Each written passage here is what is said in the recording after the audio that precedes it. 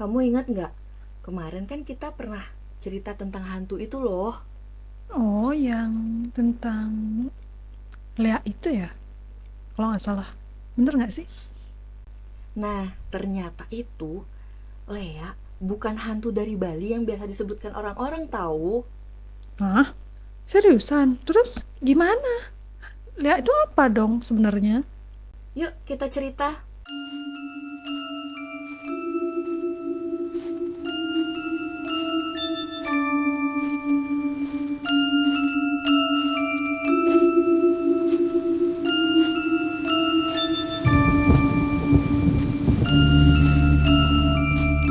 Nah, sebelum kita bercerita lebih lanjut, hai semuanya, selamat datang di channel Modcast. Di sini kita akan bercerita tentang historical suatu kebudayaan daerah, penjelasan misteri horor, dan masih banyak hal yang berkaitan tentang itu. Semoga kita bisa menemani dan menambah mood kalian hari ini juga ya. Aku yakin nih masih banyak yang penasaran tentang fenomena ini. Kalau ternyata Lea itu bukan hantu yang dibayangkan orang-orang, melainkan sebenarnya sebuah ilmu yang memang berperan penting dalam sejarah dan kebudayaan. Lah, jadi yang selama ini orang-orang bilang Lea itu, yang ternyata Lea itu hantu, nggak bener dong? Nah, ternyata Lea itu suatu bentuk usaha untuk membuat segala batasan yang ada dalam diri seseorang itu menjadi tidak terbatas gitu. Nah, terus bukan hanya tentang kekuatan mistis, tapi juga tentang bagaimana seseorang dapat mengganti atau mengubah identitas diri mereka menjadi sesuatu yang berbeda. Nah, perlu dicatat ya, kalau ilmu Lea itu tidak selalu diartikan dengan ilmu hitam. Jadi yang selama ini orang-orang bilang tentang Leak itu hantu, gak benar ya, Vin? Bukan loh, ternyata Lea itu adalah suatu bentuk usaha untuk membuka segala batasan yang ada dalam diri seseorang. Jadi bukan hanya tentang kekuatan mistis ya, tetapi tentang bagaimana seseorang dapat mengganti atau mengubah identitas diri mereka melalui meditasi mendalam. Nah, perlu dicatat nih, kalau Lea tidak selalu diartikan sebagai ilmu hitam ya. Nah, terus kalau bukan ilmu hitam, apa dong, Vin? Sebaliknya, ini tuh sebuah upaya memperoleh pengalaman melampaui batasan diri gitu, tapi ya melalui meditasi. Sedangkan kalau misalkan ilmu hitam itu adalah metode yang menggunakan teknik atau cara yang merugikan orang lain. Jadi kita bisa katakan kalau leak ini sebenarnya netral. Dia itu tidak baik dan tidak jelek gitu. Oh, jadi kalau misalnya yang kayak kamu bilang itu, ilmu Lea itu kan netral nih sebenarnya. Nah, dan orang-orang yang mendalaminya itu ada yang ke arah baik, ada juga ke arah buruk gitu ya, Vin? Tapi kamu tahu nggak, Vin? Kalau Lea juga itu kayak sering diartikan apa ya? Binatang jadi-jadian gitu loh. Apa benar kayak gitu, Vin? Nah, itu dia. Belum tentu baik atau buruk ya. Tergantung dari pembawaan orangnya. Mungkin beberapa dari kalian memang pernah dengar kalau misalkan leak itu diartikan sebagai jelmaan binatang seperti kera, babi, ayam, kayak gitu yang digunakan untuk nakut-nakutin orang. Nah, kalau misalkan secara umum, leak tidak menyakiti karena prosesnya sendiri cukup baik jika seseorang yang mempelajarinya memiliki tujuan yang baik gitu. Oh, ah, menarik sih ini. Gimana kalau kita lanjut ceritain deh tentang Leak ini? Aku tuh kayak apa ya? Dibuat jadi lebih penasaran gitu loh. Nah, kalau dari penjelasan kamu aja tuh kayak gimana ya? Belum detail gitu rasanya. Kita kayaknya mulai dari tujuan ilmu Lea ini yang kenapa sih ilmu Lea ini tuh dipelajari sama orang gitu, Vin? Nah, ilmu leak ini tidak hanya digunakan sebagai tameng badan atau alat serangan pada zaman dahulu kala, tapi juga terkait dengan penguasaan berbagai ilmu lain seperti santet, pengasih, penunduk, pembungkam, sirep, ilmu pelet, dan ilmu racun juga.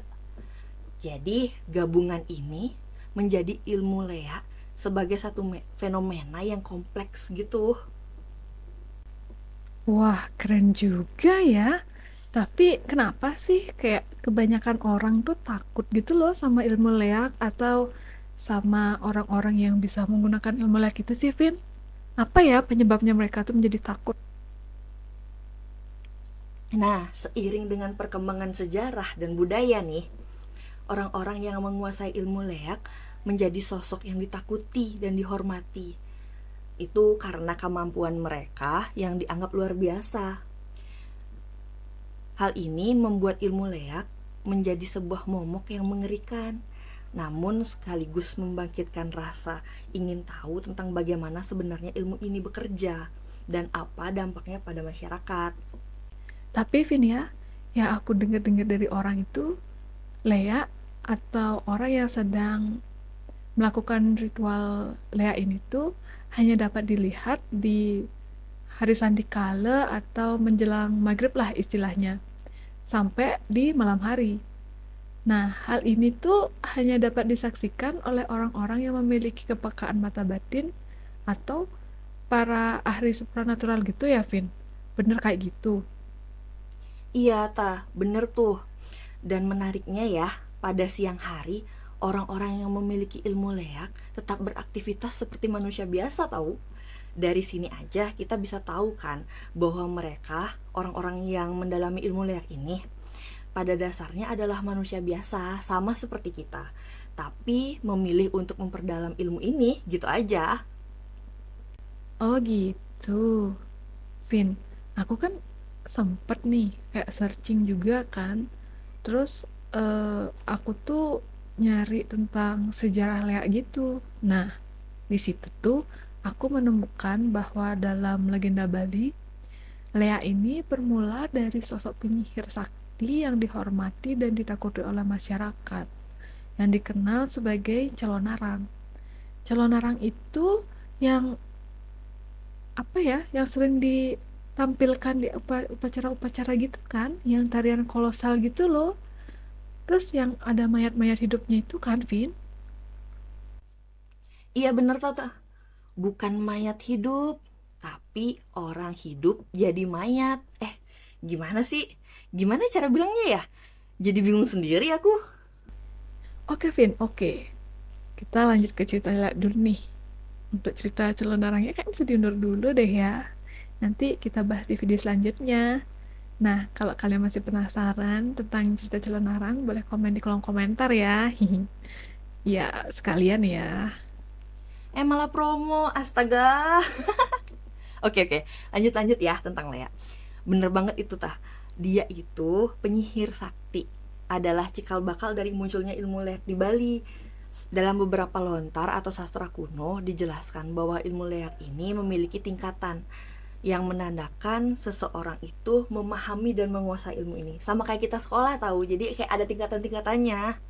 Ya nggak apa-apa tuh, Vin. Sekali-sekali. Kan jarang juga kita bisa promo kayak gini ya kan. Jadi sama seperti sekolah ya, Vin. Ada tingkatan dari paling bawah sampai yang paling tinggi gitu. Berarti yang mempelajari ini sampai ke tingkatan tinggi itu jago banget dong. Nah, sekalian aja nih aku jelasin tentang tingkatannya ya. Tingkatan yang pertama, yang sekaligus yang terendah gitu, adalah ilmu leak tingkat bawah nih. Ilmu ini melibatkan kemampuan merubah wujud seseorang menjadi binatang seperti monyet, anjing, babi, ular, dan banyak lagi lah binatang-binatang lainnya.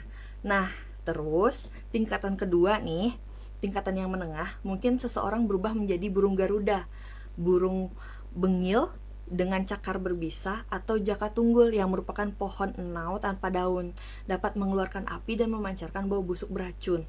Wah, wajar sih ya orang-orang pada takut. Baru nikah dua aja udah serem banget. Aku tuh kayak membayangkannya aja udah takut gitu loh, Vin. Gimana kalau lihat ya, jangan sampai deh aku lihat yang kayak gitu-gituan. Jangan dibayangkan dulu, aku belum selesai nih jelasin. Aku lanjut ya. Nah, kalau misalkan tingkat tertinggi itu adalah seseorang dapat merubah menjadi Nyai Rangde tahu atau Bade, menara yang membawa jenazah berapi. Sebagai tambahannya, ilmu leak tingkat tinggi juga memungkinkan transformasi menjadi tumpang selikur yang membawa bencana dan membakar siapapun yang terkena. Seperti itu. Hah? Tumpang selikur? Kayak jadi rumah gitu, Vin. Tapi bisa keliling-keliling gitu. Apa nggak nyangkut nanti dia di mana gitu kalau jalan, Vin? Ih, kayaknya agak aneh juga ya gininya, apa namanya? Perubahan-perubahannya. Astaga Aruta, imajinasimu itu loh sangat amazing ya.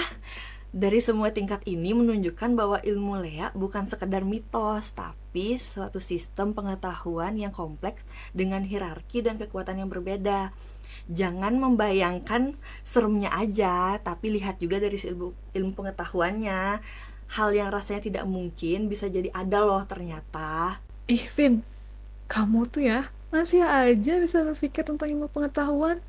Padahal kan kalau orang awam yang kayak aku gini nih, kalau serem ya udah gitu loh, serem aja. Nggak ada yang isi berpikir tentang ilmu pengetahuan atau apa gitu. Ya, karena kata leak itu sendiri merupakan gabungan dari dua kata. Bukan dua kata, Deng. Em, Dua suku kata. Nah, itu tuh dari suku kata le yang artinya penyihir dan a yang artinya jahat. Nah, meskipun dalam mitologi Bali, orang-orang yang mempelajari ilmu leak sering dilambangkan sebagai penyihir jahat, namun makna sesungguhnya dari leak adalah penempatan aksara suci ke dalam tubuh manusia. Jadi, dari aspek-aspek ini yang menjadikan ilmu leak itu semakin menarik dan kompleks untuk dipelajari. Gitu ta. Jadi jangan takut duluan ya. Iya deh, iya Vin. Jadi balik lagi nih ke cerita kita di awal tadi. Nah, kalau ilmu liak itu ada ilmu yang netral, tapi dikarenakan sifat manusia yang membawanya bisa menjadi hal yang tidak netral lagi ya, Vin. Kayak gitu ya. Nah, sesuai dengan sifat penggunaannya, ilmu leak dibagi menjadi tiga kelompok yaitu satwike yang artinya baik, rajasike itu ego dan keakuan, dan tamasike itu tuh emosi buruk. Jadi dari sini aja kita udah tahu kalau ilmu itu akan menjadi seperti orang yang membawanya. Bagaimana orang tersebut dapat bijak membawa ilmu yang dia miliki, akan seperti itu juga ilmu yang dihasilkan. Namun, ironisnya, penggabungan kata leak dengan sifat manusia yang cenderung mencelakakan orang demi peningkatan ilmunya mereka secara instan membuat orang-orang mendalami ilmu ini seringkali dianggap sebagai penyihir jahat gitu dalam mitologi Bali. Oh gitu ya, Vin. Itu sebabnya ya orang-orang zaman dahulu tuh sering melihat-lihat keadaan di mana ketika hari itu sudah mulai berganti malam, jadi para penganut ilmu liak hitam ini akan berada di sekitar kuburan untuk mencari organ-organ dalam tubuh manusia yang dapat digunakan sebagai pembuatan ramuan sihir gitu. Tapi eh, nggak jarang juga mereka itu mengincar organ manusia yang masih hidup gitu ya, Vin? Kamu tahu nggak ramuan sihir dari organ-organ ini dapat mengubah bentuk mereka menjadi sosok hewan yang ganas seperti harimau, kera, babi, bahkan Rangde, sang ratu dari para liak hitam itu. Mereka juga dikenal senang menghisap darah bayi di dalam kandungan, dan untuk itu mereka suka terbang mencari perempuan-perempuan hamil itu mau dijadiin sasaran empuk gitu. Aduh, Vin, kok serem gitu sih? Aduh, sumpah deh. Tapi di dunia ini pastinya masih ada suatu keseimbangan juga dong, di mana masih ada orang-orang yang mendalami ilmu liak itu untuk tujuan yang positif. Mereka itu biasa disebut sebagai penganut liak putih kan. Nah, Mereka ini menggunakan ilmunya itu biasanya untuk membantu orang-orang yang kesusahan, mengobati orang sakit, berkomunikasi dengan penjaga di suatu tempat atau roh, bahkan bisa menuntun seseorang agar mendapat gambaran tentang tugas yang menjadi tujuan dia terlahir kembali ke dunia gitu loh, Vin. Jadi, teman-teman, mari kita akhiri kesalahpahaman ini ya. Bahwa yang orang-orang katakan Lea itu hanyalah sekedar hantu, itu bukan, ternyata lebih dari itu. Lea itu adalah suatu ilmu dengan dimensi yang kompleks, netral, dan bahkan tujuannya yang dapat membantu, seperti itu. Wah, sepertinya cerita kita hari ini nih sudah cukup jauh mengeksplorasi tentang ilmu Lea juga ya. Nah, semoga apa yang telah kita bahas ini bisa menambah wawasan dan pengetahuan kalian tentang budaya dan mitologi Bali ya, teman-teman. Cerita kita tidak hanya selesai di sini ya teman-teman. Akan ada banyak lagi cerita, misteri, sejarah, dan budaya yang menarik untuk kita ceritakan kepada kalian. Jadi jangan sampai ketinggalan ya. Oh iya, nah jangan lupa juga untuk kalian nih semuanya untuk tekan tombol subscribe dan tombol loncengnya juga ya. Nah, jangan lupa juga untuk di-share dan di-like juga video ini. Nah, kalau kalian menemukan kisah misteri, sejarah, dan budaya menarik yang ingin kita bahas, jangan ragu deh untuk share-share ceritanya ya. Dan jangan lupa juga untuk membagikan cerita ini kepada teman-teman kalian. Mungkin cerita kita ini bisa menjadi pembicaraan menarik atau bahkan bisa jadi sumber inspirasi untuk mereka juga. Nah, jangan sungkan untuk klik tombol share-nya ya. Sampai jumpa lagi di misteri-misteri selanjutnya. Nanti kita cerita lagi.